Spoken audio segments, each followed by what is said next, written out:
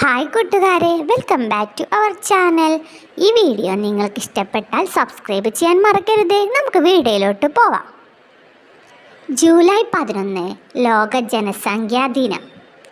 ലോക ജനസംഖ്യ 1987 ജൂലൈ 11 500 കോടി തികഞ്ഞതിൻ്റെ ഓർമ്മക്കാണ് ജനസംഖ്യാ ദിനം പ്രഖ്യാപിക്കപ്പെട്ടത്.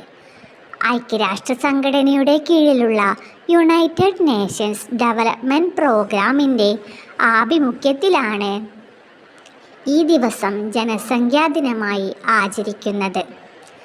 ജനസംഖ്യാ വർധനവ് സൃഷ്ടിക്കുന്ന പ്രശ്നങ്ങളെക്കുറിച്ച് ജനങ്ങളെ ബോധവൽക്കരിക്കുകയാണ് ദിനാഘോഷത്തിൻ്റെ ലക്ഷ്യം. ജലദൗർലഭ്യവും വായു മലിനീകരണവും പോലെ തന്നെ ജനസംഖ്യാ പെരുപ്പവും ലോകം നേരിടുന്ന പ്രധാന വെല്ലുവിളിയാണ്. ഈ ജനസംഖ്യാ വർധന മനുഷ്യൻ്റെ മാത്രമല്ല, സുന്ദരമായ ഈ ഗ്രഹത്തിൻ്റെയും നിലനിൽപ്പിന് ഭീഷണിയാകും എന്നത് സംശയാതീതമാണ്. ജനസംഖ്യയ്ക്ക് ആനുപാതികമായി ദാരിദ്ര്യവും വർദ്ധിക്കുന്നു എന്നതാണ് പോയ നൂറ്റാണ്ടുകൾ ലോകത്തിനു നൽകിയ പാഠം.